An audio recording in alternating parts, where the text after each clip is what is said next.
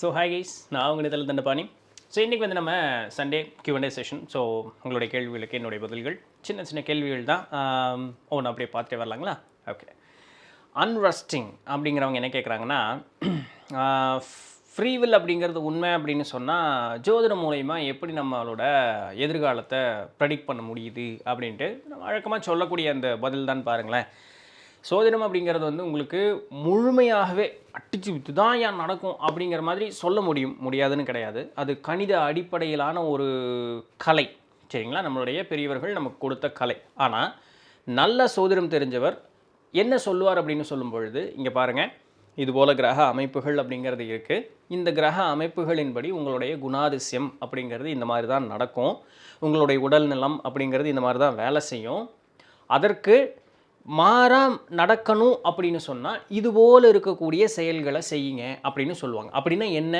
ஒரு சோதிடர் உங்களுக்கு ஏற்கனவே 2 பாசிபிலிட்டியை தந்துட்டார். இப்போ இந்த 2 பாசிபிலிட்டியில் எதை சூஸ் பண்ணுறதுங்கிறதுக்கு உண்டான சுதந்திரம் யாரோடது? உங்களோடது தான். இப்போ 2க்குமே வழி இருக்குது. ஒரு சில நேரங்களில் இது இல்லைன்னா இது இல்லைன்னா இதுன்னு ஒரு 2-3 பாசிபிலிட்டி கூட நம்மளுடைய சோதிட கணிப்புகளில் நம்மளால் எடுக்க முடியும், சரிங்களா? அப்போது எல்லா இடத்துலையும் ஃப்ரீவில் இருக்குது. சோதிடம் அப்படிங்கிறது வந்து அது ஒரு சோதிடர் வந்து கண்டிப்பாக அது நடக்கும் அப்படின்னு ஊர்ஜிதமாக சொல்கிறாருன்னா, அவர் அந்த சோதிடத்தினாலேயோ இல்லை உங்களை பற்றி முழுமையாக தெரிஞ்சதுனாலேயோ அப்படி இல்லை. அந்த கணிப்புகளின் வழி வச்சு பார்க்கும் பொழுது இவங்களுக்கு என்னதான் மாற்று வழி சொன்னாலும், மாற்று வழி இருக்கும், ஆனால் என்னதான் மாற்று வழி சொன்னாலும் இவன் செய்ய மாட்டான் அப்படிங்கிறது அவங்களுக்கு நல்லா தெரிஞ்சதுன்னா, இப்படி தாங்க நடக்கும் பார்த்துருங்க அப்படின்ட்டுருவாங்க. நம்ம சொன்னால் கேட்போம் அப்படிங்கிற போல் இருக்கக்கூடிய ஒரு அமைப்புகள் அந்த இடத்துல காட்டும் கால் அவர்கள் வந்து இந்த மாதிரி இருங்க, இப்படி இருந்தீங்கன்னா மாறா நடக்கும் அப்படிங்கிறதுக்கு உண்டான வாய்ப்பு கொடுப்பாங்க. ஸோ உங்களுக்கு எல்லா இடத்துலையுமே சுதந்திரம் உண்டு. ஆனால் ஒரு முடிவு பண்ணி அந்த முடிவை எடுத்து அதனுடைய செயலில் இறங்கிட்டீங்கன்னு வச்சுக்கோங்க, அதுக்கப்புறம் அந்த பர்டிகுலர் செயலுக்கு உண்டான வினை அப்படிங்கிறத நம்ம அனுபவிச்சே ஆகணும். அதுக்கு மேலெல்லாம் நீங்கள் ஃப்ரீவில் எதிர்பார்க்கக்கூடாது. ஒரு முடிவை எடுக்கிற வரைக்கும் தான் அந்த சுதந்திரம் அப்படிங்கிறது.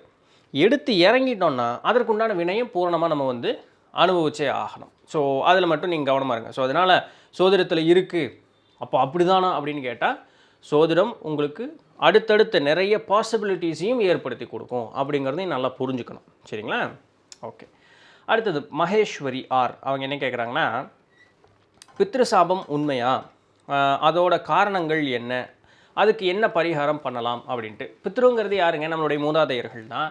அவங்கள ஒழுக்கமாக நீங்கள் கவனிக்கலை, அவங்கள சரியாக பார்த்துக்கல, சோறு போட்டிருக்க மாட்டீங்க, அவங்களுக்கு வேணுங்கிறத வந்து சரியாக பண்ணி கொடுத்துருக்க மாட்டீங்க, சங்கடப்படுத்தியிருப்பீங்க இல்லையா? இன்றைக்கி எத்தனை பெற்றோர்களை வந்து வீட்டு விட்டு துரத்திடுறாங்க, பசங்க பிள்ளைகள்லாம் வந்து சொத்து பத்தை வாங்கிட்டு இல்லையா? வீட்டிலேயே வந்து அப்பா அம்மா வேலைக்காரங்க மாதிரி நடத்துகிற பிள்ளைகள் எத்தனையோ பேர் இருக்காங்க இல்லையா? அப்போ இது என்ன ஆகும்னா, சாபம் அப்படிங்கிறது வந்து லிட்ரலாக வாயாரவோ மனசாரவோ அவங்க சபிக்கணும், நீ வந்து இந்த மாதிரி நல்லா இருக்க மாட்டேன் அப்படியெல்லாம் சொல்லணும்னு அவசியமே கிடையாது. நல்லா புரிஞ்சுக்கங்க, அப்படியெல்லாம் சொல்லணும்னு அவசியமே கிடையாது. நம்ம நிலை வந்து இப்படி ஆகிப்போச்சே, நம்ம எவ்வளோ நல்லா இருந்தோம், நம்ம குழந்தை நம்பின நம்ம குழந்தை இப்படி பண்ணிட்டாங்களே அப்படின்னு மனசில் ஒரு சிறு எண்ணம் ஏற்பட்டாலும் கூட அது நம்மை வந்து தாக்கும். நல்லா புரிஞ்சுக்கணும். ஏன்னா அது நம்மளோட நேரடி தொடர்பு கொண்டது. அவங்களுடைய ரத்தத்தில் தான் நம்ம வந்து வந்திருக்கோம். அப்போது அந்த கனெக்டிவிட்டி அப்படிங்கிறது ரொம்ப ஈஸியாக கனெக்ட் ஆகிரும். அவங்க வாயாரவோ இல்லை மனசாரவோ வந்து எந்த விதமான சாபமெல்லாம் கொடுக்கணும் அப்படின்னு அவசியமே கிடையாது. மனசில் சிறு சங்கடப்பட்டாலும் கூட அது நம்மளை வந்து தாக்கிடும். இப்போது இது அன்றாட எல்லா நேரத்துலையும் நடக்கிறது தான். என்னங்க நம்ம பையன் சொன்னான்னு கேட்க மாட்டேங்கிறாங்க, நம்ம வீட்லேயே சொல்கிறது உண்டு இல்லைங்களா? இதெல்லாம் பாதிக்குமானா? இதெல்லாம் இல்லை. அவங்க மனசு அடியாழத்திலிருந்து ரொம்ப வருந்தி வேதனைப்பட்டு நினைப்பாங்க பாருங்க. அப்போ அது எவ்வளோ மோசமாக அவங்கள நம்ம ட்ரீட் பண்ணியிருப்போம்னு பாருங்கள். அது வந்து நம்மளை பாதிக்கும். இதெல்லாம் உண்மையானு கேட்டால் உண்மை தான். ஏன்னா இந்த அண்டம் முழுக்க கனெக்டட், எல்லாமே அணுக்கள்னால் ஆனது, எல்லா அணுக்களும் கனெக்டட், இது எல்லாமே எனர்ஜி, சரிங்களா? அப்போ ஒரு எண்ணம் இன்னொரு இடத்த வந்து தாராளமாக சேர்ந்து அந்த ஒரு எண்ணம் ஒரு வகையான எனர்ஜியை க்ரியேட் பண்ணும். தாட்ஸ் அப்படிங்கிறது வந்து எனர்ஜி தான் அப்படிங்கிறத நம்ம பார்த்துருக்கோம்.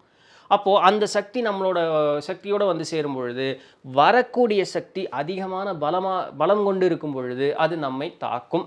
நல்லா புரிஞ்சுக்கணும். இப்போ ஒரு வகையான பாதிப்புக்குள்ளே நம்ம உண்டாயிருப்போம். இப்போ உடனே அது வேலை செய்யுமானா? செய்யாது. நமக்கு இந்த சுற்று வட்டாரத்தில் ஒரு எனர்ஜி ஃபீல்டு நம்ம ஒன்று கிரகிச்சிக்கிட்டே இருப்போம்ல, நம்ம சொல்கிறது இருக்கும் இல்லையா? இப்போ சோதரத்தில் கிரக பலன் சரியில்லை அப்படின்னு சொல்கிறோம் இல்லையா, கெடு நேரம் அப்படின்னு சொல்கிறோம் இல்லையா? அதுபோல் ஒரு நேரம் வரும்பொழுது இந்த சுற்றுச்சூழலே வந்து நமக்கு அப்படியே எதிர்க்க திரும்ப ஆரம்பிக்கும். அப்போது இதுபோல் அந்த வாங்கி கட்டிக்கிட்ட பாருங்க, அது எல்லாம் அட்டகாசமாக வேலை செய்ய ஆரம்பிக்கும். அப்போ அங்கேருந்து அட்டி உழுகும். நல்லா தாங்க இருந்தேன், எல்லாமே போச்சுங்க. இதெல்லாம் சொல்கிறது யார்? அப்போ நீங்கள் உட்காந்து சிந்திச்சு பார்த்துருந்தீங்கன்னா, நீங்கள் யார் யாரெல்லாம் மன நோக வச்சுருப்பீங்களோ அவர்கள் நொந்த எண்ணம், அவர்கள் சபிக்கணும், திரும்பவும் சொல்கிறேன், சபிக்கணும்னு அவசியமே கிடையாது. மனம் நொந்ததற்காக உண்டான பலன் கூட நம்ம அனுபவிப்போம். அப்போ இதெல்லாம் உண்மையானு கேட்டால் உண்மை தான். அப்போ இது வழி வழியாக வருமானு கேட்டால் வரும். எப்படி வரும்? இப்போ நான் அந்த மாதிரி ஒரு எனர்ஜி வாங்கி வச்சுருக்கேன். என்னுடைய மனோநிலையும் என்னுடைய உடல் நிலையும், நான் செய்த பாவத்தினால் வந்து அந்த ஒரு சக்தி என்னை பாதிச்சிருக்கு. என்னுடைய உடல் நலமும் என்னோடய மனோநலமும் குன்றிய நிலையில் இருக்குது. இப்போ இந்த குன்றிய நிலையில் இருக்கும் பொழுது நான் ஒரு பிள்ளை பேர் பெறேன் அப்படின்னு சொன்னால், அது இயற்கையாகவே அதனுடைய உடல் நலமும் மனோநலமும் குன்றிய நிலையிலேயே அதனுடைய பிறப்பு அப்படிங்கிறது இருக்கும். ஏன்னா என் எனர்ஜி தான் வெளியே வந்து அது ஒரு உருவாக அந்த இடத்துல மாறுது. இது ஒன்று. அப்படி இல்லை, இப்போ நம்ம ஒரு குடும்பத்தில் இருக்கோம், அந்த மாதிரி சொல்லும் பொழுது நம்மளோட எனர்ஜி நம்மளுடைய குடும்பத்தை முழுக்க பாதிக்கும். ஏன்னா நம்ம கூட பர்சனலாக கனெக்ட் ஆனவங்க. இது போல தான் வந்து அந்த மொத்த குடும்பமுமே பாதிக்கப்படுறது. சரிங்களா? இப்போ இதிலிருந்து என்ன பண்ணுறது, எப்படி நீங்கள் வெளியே வருவது? நீங்கள் செஞ்ச தப்புக்குண்டான மாறுபாடு செய்யுங்க. யாரோ ஒருத்தர் நேரடியாக சதிச்சிருந்தீங்களா, அவங்கள்ட்ட போய் காலில் விழுந்து மன்னிப்பு கேளுங்க. இந்த மாதிரி தெரியாமல் பண்ணிட்டேன், இன்றைக்கி ஏதோ புத்தி பேதலிச்சு போய் பண்ணிட்டேன், மன்னிச்சிருங்கன்னு சொல்லி அவங்கள மன்னிப்பு கேட்டு உங்களால் இயன்ற உதவி அவர்களுக்கு செஞ்சு கொடுத்து அவர்கள் வாழ்க்கை நல்லபடியாக மாறுறதுக்குண்டான வழியை ஏற்படுத்தி கொடுத்து அவர்கள் வாயால் நல்லா இருன்னு சொல்கிறதுக்கு உண்டான வழியை வாங்குங்க. பெற்றோர்கள் இந்த மாதிரி கை விட்டுருக்குறீங்களா, கொண்டு போய் ஓல்டேஜ் ஹோமில் போடுறது இன்றைக்கி ஒரு ஃபேஷனாக போச்சு இல்லைங்களா? அப்படியெல்லாம் பண்ணாதீங்க. கொண்டு வந்து வீட்டில் வச்சு நல்லபடியாக பாருங்கள் இல்லையா? அப்போது இது போலலாம் பண்ணும்போது இதுதான் மாற்று வழி, வேறு ஒன்றும் இல்லை. இப்போ அவங்க இல்லைங்க, அவங்களே இல்லை, இன்றைக்கி இல்லை. அப்போ என்ன பண்ணுறது? அப்போ பெரியவர்கள் அப்படின்னு சொல்லி இன்றைக்கி அந்த நிலையில் இருக்கக்கூடியவர்களுக்கு உங்களால் இயன்ற உதவியை செய்யுங்க. அவர்கள் வந்து நல்லாருன்னு சொல்லக்கூடிய அந்த ஒரு இதை வாங்குங்க. இதை போய் நான் வந்து இந்த மாதிரி பண்ணிட்டேன், அதுக்கு பரிகாரமாக நான் உங்களுக்கு பண்ணுறேன்னு சொல்ல முடியுமா? அப்போ அவங்க மனசார சொல்ல மாட்டாங்க. அப்போ இதை யாருக்கிட்ட சொல்கிறது? நேராக சாமிகிட்ட போய் சொல்லுங்கள். சாமி, இந்த மாதிரி தப்பு பண்ணிட்டேன், எனக்கு புரியுது, நான் இந்த மாதிரி பண்ணியிருக்கக்கூடாது, நான் இதற்குண்டான பரிகாரமாக நான் வந்து யாருக்கு தவறு செஞ்சேன்னா அவங்க இன்றைக்கி இல்லை, நான் வந்து அதற்குண்டான பரிகாரமாக மனசார வெறுமனே ஒரு இதுக்காக இதை செஞ்சால் நான் நல்லா இருப்பேங்கிறதுக்காக இல்லை, நான் திருந்திட்டேன், மனசார நான் அந்த என்னுடைய தவறை நான் ஒத்துக்கிட்டேன், நான் வந்து இந்த மாதிரி துன்பத்தில் இருக்கக்கூடிய பெரியவர்களுக்கு என்னால் இயன்ற உதவியை செஞ்சு கொடுக்குறேன், என்னுடைய வாழ்க்கையை நீ நல்லா பண்ணி கொடு. என்னுடைய மனைவி, மக்கள், இல்லை என்னுடைய கணவர், ஏன் ஆம்பளை மட்டும்தான் தப்பு செஞ்சுட்டே இருக்கணும்? இல்லை, எத்தனையோ இன்றைக்கி யூடியூப் எத்தனை பொண்ணுங்க வந்து இப்போது காதலனை கணவரை கொல்லக்கூடிய பெண்கள்லாம் இது காலங்காலமாக இருக்குது, இன்றைக்கி மட்டும் இல்லை. ஸோ இருபாலாருமே இந்த மாதிரி உள்ளவர்கள் உண்டு, புரிஞ்சுக்கணும். அப்போது இதுபோல் என்னுடைய குடும்பத்தோடு நான் நல்லா இருக்கணும், என்ன ஆசீர்வாதம் பண்ணுங்கன்னு கேளுங்க. இப்போது இது பண்ணுனா எப்போ நடக்கும் உண்மையாலன்னு கேட்கக்கூடாது. ஏன், நான் திருந்திட்டேன், எனக்கு உடனே எல்லாத்தையும் செஞ்சு கொடு. இது எவ்வளோ மோசமான, இது முன் செஞ்ச தப்பை விட இது இன்னும் கேவலமான ஒரு விஷயம். ஆனால் திருந்திட்டேன்ல, சீக்கிரம் செஞ்சு கொடு. இது ஆணவம், அகம்பாவத்தினுடைய உச்சம். இறைவனுடைய அருள், இறையருள் எப்பவுமே நம்ம கூட இருந்துட்டு இருக்கு. ஆனால் அதை நம்மளால் உள்வாங்கிக்கவே முடியாது. நம்மளுடைய அகம்பாவம் அதை தடுத்து நிறுத்திடும். ஸோ நான் அர்ப்பணிச்சிட்டேன், என்னை நான் உங்கள்கிட்ட அர்ப்பணிச்சிட்டேன், நான் தப்பு தான் பண்ணிட்டேன், என்னை மன்னிச்சிரு, என்னை காப்பாற்று. அது காப்பாற்றும்.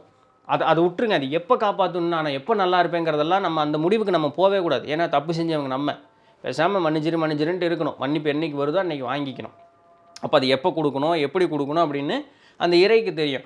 அப்போ அது வர வரைக்கும் நீங்கள் வெயிட் பண்ணிவிட்டு நீங்கள் தொடர்ந்து செய்யக்கூடிய நல்ல காரியங்களை தொடர்ந்து செஞ்சுட்டு இருக்கிறது மட்டும்தான் உங்களுடைய வேலையாக இருக்கும்.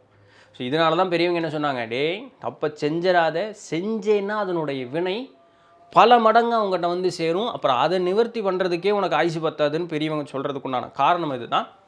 ஸோ எஸ், கவனமாக இருக்க வேண்டியது அவசியம். ஓப்பன் ஏஐ வாட் அவங்க என்ன கேட்குறாங்கன்னா, இந்த தும்முனா இருமுனா நினச்ச காரியம் நடக்காமல் போகிறது அப்படின்னு சொல்கிறாங்கல்ல, இது உண்மையா அப்படின்ட்டு தெரியல. என்னுடைய பர்சனல் எக்ஸ்பீரியன்ஸில் அந்த மாதிரி எதுவும் நடந்ததாக எனக்கு தெரியலை. ஆனால் சோதனை படிக்கும் பொழுது பிரசனத்தில் வந்து நிமித்தம் சகுனம் அப்படின்னு சொல்லி ஒரு பாடம் உண்டு. அதில் பார்த்தீங்கன்னா ஒரு காரியம் பேசும்பொழுது ஒரு தடவை தும்முனா அந்த காரியம் நடக்காது அப்படின்னும், உடனே இரண்டாவது தடவையும் தும்மிட்டாங்க அப்படின்னு சொன்னால் அந்த காரியம் ஒன்றும் பிரச்சனை இல்லை, நடந்துடும் அப்படிங்கிறதுக்கு உண்டான ஒரு குறிப்பு உண்டு. இப்போது தொடர்ந்து 2 தடவை தும்முறான் அப்படின்னு சொன்னால் அது தடைக்காக இல்லை, அவனுக்கு ஏதோ அலர்ஜி. ஸோ அதனால் இயற்கையாக அவனுக்கு வந்த தும்மல் அப்படிங்கிறது தான் அதற்குண்டான மறைபொருளான அர்த்தம். இந்த ஒரு தடவை தும்முனா என்னென்னா, இப்போ நம்ம முக்கியமாக பேசிக்கிட்டே இருக்கோம், பேசிகிட்டே இருக்கும்போது ஒருத்தன் இருமிட்டோம் தும்மிகிட்டே கிடந்தான்னா நம்மளுடைய கான்சன்ட்ரேஷன் மிஸ் ஆகுது பாருங்கள். அப்போ இங்கேருந்து உள் வாங்கிக்கக்கூடிய அந்த ஒரு கவனம் நமக்கு வந்து இருக்காது. செய்யக்கூடிய காரியத்தில் நமக்கு வந்து ஒரு ஒரு சரியாக பிடிப்போட நம்ம வந்து காரியத்தை அப்படி செய்ய மாட்டோம். டேட்டா உள்ளே வாங்கிக்கிறது தவறாக நம்ம வந்து உள்ளே வாங்கிக்குவோம். மேம்போக்காக பார்க்கும் பொழுது இது ஒரு ஒப்புக்கொள்ளக்கூடிய அந்த ஒரு விளக்கமாகவே நம்ம எடுத்துக்கலாம். ஆனால் இன்றைக்கி நம்ம வந்து மனித வாழ்வு அப்படிங்கிறது வெறும் இந்த உடல் சம்பந்தப்பட்ட பொருள் சம்பந்தப்பட்டது மட்டும் இல்லை, சக்தி நிலை கூடியது தான் நம்ம புரிஞ்சுக்கிட்டோம். இந்த தும்மும் பொழுதோ இருமும் பொழுதோ ஒரு காரியம் பேசும் பொழுது தும்மும் பொழுதோ இருமும் பொழுதோ ஏதாவது அந்த இடத்துல அந்த சக்தி நிலையில் மாற்றம் ஏற்படுமா, அதனால தான் இவங்க இப்படி சொன்னாங்களான்னு கேட்டால் இப்போ வரைக்கும் எனக்கு அதற்குண்டான பதில் அப்படிங்கிறது இல்லை. ஸோ முன் சொன்ன பதில் உங்களுக்கு ஒப்புக்கொள்ளக்கூடியதாக இருக்குது, அதுவே போதும் அப்படின்னு சொன்னால் மகிழ்ச்சி. பட் அப்படியெல்லாம் இல்லைங்க, இந்த மாதிரி ஏதாவது மறைபொருள் அர்த்தம் இருக்கும், அந்த சக்தி நிலையில் ஏதாவது ஒரு மாற்றம் வந்துடுமான்னு கேட்டால் இப்போ வரைக்கும் என்கிட்ட பதில் இல்லை. பின் ஏதாவது பதில் வரும்பொழுது நான் தரேன். சரிங்களா? ஓகே. பட் சோதரத்தில் அந்த சகுனம் நிமித்தம்லாம் அந்த மாதிரி இருக்குது. நம்ம ஃபோன் பேசிகிட்டு இருப்போம், இல்லை யார்ட்டையாவது ஒன்று பேசிகிட்டு இருப்போம், டக்குன்னு சம்மந்தம் இல்லாமல் ஒரு கோயில் மணி யோசை கேட்கும், அந்த காரியம் நல்லபடியாக நடக்கும் அப்படிம்பாங்க. ஒரு ஃபோன் பெல் அடித்தா நல்லா இருக்கும்பாங்க. இல்லை ஒரு ஆம்புலன்ஸ் சத்தம் கேட்கும், ஸோ அது அபசகுனமான ஒரு இதாக சொல்லுவாங்க. இல்லை நம்ம இங்கே உட்காந்து பேசிகிட்டு இருப்போம், சம்மந்தமே இல்லாமல் எவனோ ஒருத்தர் ரோட்டில் எங்கே விட்றா அதெல்லாம் நல்லபடியாக நடக்கும்டா அவன் ஏதோ ஃபோன் பேசிகிட்டு இருப்பான்.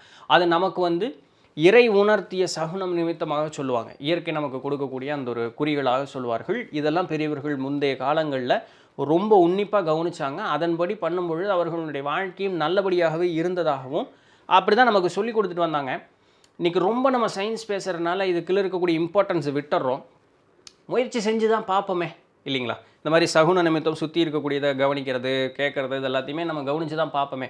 என்ன தான் வருதுன்னு பார்ப்போம். இல்லை இந்த கவலி சொல்லுதுன்னு சொல்லுவாங்கள்ல, பள்ளி கத்துறது, அந்தி கிழக்க அதிகாலை மேக்க அப்படிம்பாங்க. எங்கள் அம்மா சொல்லுவாங்க. நம்ம ஒன்று பேசிகிட்டு இருக்கும்போது அந்தினா வெய்ய தாழ்ந்த நேரம். அப்போ வெய்ய தாழ்ந்த நேரத்தில் நம்ம ஒன்று பேசிகிட்டு இருக்கும்போது அந்தி கிழக்கு திசையில் பள்ளி கவுளி சொன்னாலும், அதிகாலை மேக்க விடிய பொழுதில் மேற்கு திசையில் கவுளி சொன்னாலும் நம்ம பேசிகிட்டு இருக்கக்கூடிய இல்லை மனசில் நினைக்கக்கூடிய காரியம் உடனடியாக நடக்கும், இல்லை நடக்கும் அப்படிங்கிறதுக்கு உண்டான குறியாக நம்மளுடைய பெரியவர்கள் கொடுத்துருக்காங்க. அதனால தான் அந்தி கிழக்க அதிகாலை மேக்க அப்படிம்பாங்க. ஸோ இதெல்லாம் எக்ஸ்பெரிமெண்ட் பண்ணி பார்த்தா தான் தெரியும். பார்ப்போம். எஸ், மறுபடியும் அவரே தான் ஓப்பன் ஏஐ வாட் அவர் என்ன கேட்குறாருன்னா, ஆன்மூலக பதிவுகளில் ஆன்மா இந்த உடலை அமைதிப்படுத்தி இந்த உடல்கிட்ட பேசி அதுக்கப்புறம் தான் இணையுதுன்னு சொல்கிறாங்களா? அப்போ இந்த உடலால் தன்னிச்சையாக கூட இயங்க முடியுமா, தன்னிச்சையாக சிந்திக்க முடியுமா ஆன்மா இல்லாமல்? முடியும்னா நம்ம எல்லோரும் 2 பேர் இருக்காங்களா அப்படின்ட்டு அந்த ஆன்மூலக பதிவுகள் பார்க்கும் பொழுது இந்த மாதிரி தகவல்கள் எல்லாமே வந்து முதிர்ந்த நிலை ஆன்மாக்கள் தருவதில்லை. முதிர்ந்த ஆன்மாக்கள் தரும் பொழுது அவர்களுடைய பதில் வேறு மாதிரி இருக்கும். அதையுமே நம்ம அந்த இடத்துல பார்த்துருக்கோம். உடல் தன்னிச்சையாக செயல்படுவதற்குண்டான தன்மை அதற்கு இல்லை. ஒரு ஹார்ட்வேர் இருக்குது, ஒரு சாஃப்ட்வேர் இருக்குது. சாஃப்ட்வேர் இல்லாமல் அந்த ஹார்ட்வேர் எந்த விதமான வேலையும் செய்யாது. ஆனால் ஹார்ட்வேருக்கு எல்லா விதமான கெப்பாசிட்டி கேப்பபிலிட்டி எல்லாமே இருக்குது, திறன் முழுக்க இருக்குது. ஆனால் ஒரு சாஃப்ட்வேர் வேணும். இந்த சாஃப்ட்வேர் தான் வந்து நம்மளுடைய ஆன்மான்னு சொல்லக்கூடியது. ஸோ இந்த ஆன்மா சேராத வரைக்கும் இந்த ஹார்ட்வேருக்கு தனியாக எந்த விதமான ஒரு வேலை அப்படிங்கிறது வந்து கிடையாது. அப்போது அந்த ஆன்மா வந்து இந்த உடலோடு பேசி அதுக்கு சமாதானப்படுத்தி உள்ளே வருது அப்படின்னு சொன்னால் என்னென்னா, ஏன்னா ஆன்மா தான் இந்த உடலை தேர்ந்தெடுத்துட்டு வருது. இது ஒன்றும் வந்து இங்கே பேசி பிடிக்கணும்னு ஒன்றும் அவசியம் கிடையாது. இந்த பாடியோடு அது முழுக்க செட் ஆகணும். அப்போ நான் அது கூட கம்யூனிகேட் பண்ணுறேன் அப்படின்னு அவங்க சொல்கிறது என்ன அப்படின்னு சொல்லும்போது, இந்த பாடி கூட தன்னைத்தானே அதுக்குள்ளே செட் பண்ணிக்கிறதுக்கு உண்டான அந்த ஒரு வேலை அப்படிங்கிறது அது பார்க்குது. அதை தான் அவங்க அந்த மாதிரி ஒரு தாத்பரியமாக சொல்கிறாங்க. மித்தபடி இங்கே வந்து பேசி பழகி மச்சான் நல்லா இருக்கியடா என்னை உள்ள விட்றா அப்படியெல்லாம் இல்லை. அது வந்து நம்ம புரிஞ்சுக்கணும். ஏன்னா அவங்களே நிறைய ஆன்மாக்கள் சொல்லுவாங்க. பாருங்கள், நான் இங்கே நடக்கக்கூடிய நிறைய விஷயங்களை மனித சொற்கள்னால் சொல்லும் பொழுது அதனுடைய அர்த்தங்கள் மாறிடும். நான் முடிஞ்ச அளவுக்கு அதை சரியாக புரிகிற மாதிரி சொல்கிறேன்னு சொல்லி தான் நிறைய ஆன்மாக்கள் அந்த பேச்சுக்கே உள்ளே இறங்குவாங்க. ஸோ அப்போ நம்ம அதை ஏற்புடைய மாதிரி நம்ம புரிஞ்சுக்கணும். அப்போ இந்த உடல் தன்னிச்சையாக செயல்படுவதற்குண்டான சக்தி அப்படிங்கிறது அது கிடையாது. அப்போ அது செயல்பட வைக்கிறதுக்கு உண்டான சக்தி எங்கே இருக்குது வருது, அந்த எனர்ஜி அது எங்கேருந்து வருதுன்னா அந்த ஆன்மாக்கிட்ட இருந்தால் வெளியே வந்துக்கிட்டே இருக்குது. சரிங்களா? ஸோ 2 பேரெல்லாம் இல்லை, ஒரே ஆள் தான், ஆன்மா மட்டும்தான். ஆன்மாவனுடைய வண்டி தான் இந்த உடம்பு. மறுபடியும் அவர் என்ன கேட்குறாருன்னா, நிழலை பார்த்தா ஆபத்துன்னு சொல்கிறாங்களே ஏன்? வாடி பார்த்துட்டே போனீங்கன்னா எங்கே போய் குழி விழுந்துருவீங்க. நிழலை பார்த்தீங்கன்னு வச்சிங்களேன், பார்த்து பழகிருக்கீங்களா? பெரியவங்க நம்மளை பார்க்காதேம்பாங்க. நிழலை பார்த்தீங்கன்னா உங்களை அப்படியே மயக்கின மாதிரி உங்கள் நிழல் உங்களை பார்க்க வச்சுக்கிட்டே இருக்கும். இதுக்கு அர்த்தமெல்லாம் என்னன்னு தெரியாது. சைக்கலாஜிக்கலாக இதுக்கு ஏதாவது அர்த்தம் இருக்கான்லாம் எனக்கு தெரியாது. ஆனால் நிழலை பார்த்தீங்கன்னா நல்லாயிருக்கும். அதை பார்த்துட்டே இருந்தீங்கன்னா அது பின்னாடி போயிட்டே இருப்பீங்க. கோரக்கநாதரனுடைய சந்திர ரேகையில் இருக்குது. இந்த நிழலை பார்த்து தியானம் செய்யக்கூடியதற்குண்டான முறை அப்படிங்கிறது ஒன்று இருக்குது. சரிங்களா? அதற்கு வேறு மாதிரி அர்த்தங்கள் எல்லாமே சொல்கிறாங்க. இல்லை சூரியனை நேராக பார்க்கக்கூடிய அந்த ஒரு இதெல்லாம் இருக்குது. அந்த சூரியன் உதிக்கும் போது அந்த நிழலை பார்த்து அந்த உச்சந்தலையை பார்த்துட்டு இருக்கணும் அப்படிங்கிறது எல்லாமே இருக்குது. அப்போ அந்த நிழலை பார்க்கும்போது நம்மளுடைய கவனம் வந்து அங்கே மட்டும் போகும், வேறு எங்கேயுமே கவனம் செதறவே செதறாது. அப்போ இதனால் நமக்கு சுற்றுச்சூழலில் என்ன நடக்குது அப்படிங்கிறதே நமக்கு வந்து தெரியாது. நம்ம சித்தபிரம பிடிச்ச மாதிரி இருப்போம். ஸோ அதனால தான் அதை வந்து பார்க்காதீங்க அப்படின்னு சொல்லுவாங்க. இப்போ மறுபடியும் அவங்களே கேட்குறாங்க, நிழல் அப்படிங்கிறது உடலோட ரிஃப்ளெக்ஷனா இல்லை ஆன்மாவுடையதான்னு. ஆன்மாவுக்கு உருவமோ தன்மையோ எதுவுமே கிடையாது. ஸோ அது ரிஃப்ளெக்ட் எங்கேயுமே ஆகவே ஆகாது. அது அனாதி, அது தன்னிச்சையானது. அதற்கு எந்த விதமான பிரதிபிம்பம் அப்படிங்கிறது கிடையாது. ஸோ அதனால் இதெல்லாம் நிழல் அப்படிங்கிறது உடலினுடைய ஒரு பிம்பம் தான். சரிங்களா? காட் நியூஸ் குருஜி அவர் என்ன கேட்குறாருன்னா, பெருமாள் ஏன் வலப்பக்கம் படுத்திருக்கிறாரு? இடப்பக்கம் இருதயம் இருப்பதால் மருத்துவர்கள் இருந்து இடப்பக்கம் தூங்குவது சிறப்பு அப்படின்னு சொல்கிறாங்க. அப்படி இருக்க பெருமாள் ஏன் வந்து இந்த மாதிரி மாறி படுத்திருக்காரு அப்படின்னு சொல்லி, பெருமாளை பார்த்து நம்ம படுத்தோம்னா எந்த பக்கம் படுப்போம் அப்படி நீங்கள் யோசிக்கணும். பெருமாள் வந்து இடப்பக்கம் படுத்துட்டு இருந்தாருன்னு வச்சுங்களேன், கோயில் எந்த பக்கம் இருக்கும்? நம்ம இன்றைக்கி எங்கே பெருமாள் கோயில் எங்கே இருக்கும்? கிழக்கு நோக்கி இருக்குமா?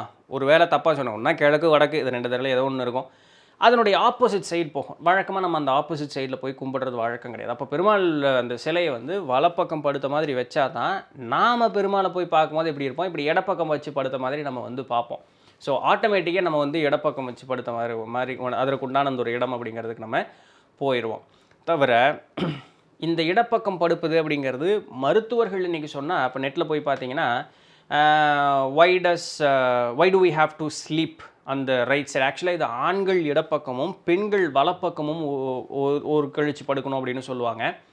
நெட்டில் போய் பார்த்தீங்கன்னா அப்படி ஒன்றும் பெருசாக ஒன்றும் இன்ஃபர்மேஷன் இல்லை. இப்போது ஐயா சொன்ன மாதிரி இருதயத்துக்கு நல்லது, டைஜஷனுக்கு நல்லது, கேஸ் ஃபார்ம் ஆகாது, இதெல்லாமே வந்து சொல்லுவாங்க.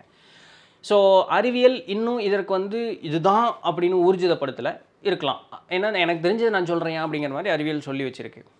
ஆன்மீகம் சார்ந்து பார்த்தோன்னா கோரக்கநாதரனுடைய சந்திர ரேகையில் அவர் சொல்கிறாரு, நீ வந்து வாசியை அடக்கி தியானம் செய்யும் பொழுது நீ படுக்கிற அப்படின்னு சொல்லும் பொழுது இடது பக்கம் இந்த கை வைத்து இந்த இடது பக்கம் சாஞ்சி படுத்து உன்னுடைய வலக்கை தோளில் மேலே தொடை மேலே கால் மேலே வச்சு இப்படி நீட்டி படுக்கணும். இப்படி பெருமாள் சயன கோலத்தில் இருக்கார் பார்த்தீங்களா, அதுபோல் நீட்டி படுக்கணும். கால் கை குறுக்காமல் இடுப்பு குறுக்காமல் இப்படி நீட்டி படுக்கணும். இப்படி நீட்டி படுக்கும் பொழுது உன்னுடைய வாசி தானாக ஓடும். அப்போ உன்னுடைய கவனம் எங்கே இருக்கணும்னா உச்சந்தலையில் இருக்கணும் அப்படிங்கிறார். அந்த இடத்துல கவனத்தை வச்சுக்கிட்டு நீ வந்து வாசி அப்படியே ஓட்டிகிட்டே இருந்தேன் அப்படின்னு சொல்லும் பொழுது உன்னுடைய குண்டலினி சக்தி அப்படிங்கிறது மூலாதாரத்திலிருந்து பிரம்மரந்தரம் அப்படின்னு சொல்லக்கூடிய அந்த உச்சந்தலை சகசிராரம் அப்படின்னு பல பேர்கள் இருக்குது பார்த்தீங்களா, அந்த இடத்துக்கு அது வந்து எளிமையில் சென்று அடையும் அப்படின்னு சொல்லி அது கொஞ்சம் கவனமாக பார்க்க வேண்டியது. படுத்தோம்னா நல்லா நிம்மதியாக தூங்கிடுவோம். ஸோ அதனால் அது வந்து எடுத்தோன்னே உட்கார்ந்து தியானம் செய்வது தான் சிறப்பு. கொஞ்சம் பழக அந்த படுத்தோம்னா பிரச்சனை இல்லை. அதுவும் இந்த மாதிரி படுக்கணும் அப்படிங்கிறது கோரக்கநாதரனுடைய சந்திரர்களுக்கு முதல் ஒரு 10, 20, 25 பாட்டுக்குள்ளேயே இந்த செய்தி எல்லாமே வந்துடும். 20 பாட்டுக்குள்ளேயே வந்துடும் நினைக்கிறேன். சரிங்களா? ஒரு வேளை நூல் இருந்ததுன்னா எடுத்து படித்து பாருங்கள். ரைட்? ஸோ இதுதான் இன்றைக்கு உண்டான கேள்விகளும் அதற்குண்டான பதில்களும். நாளைக்கு வேறு ஏதாவது ஒரு சுவாரஸ்யமான செய்தியில் சந்திப்போம். அதுவரையும் தொடர்ந்து இணைந்திருங்கள். நான் உங்களிடத்தில் இருந்த பாடி. நன்றி.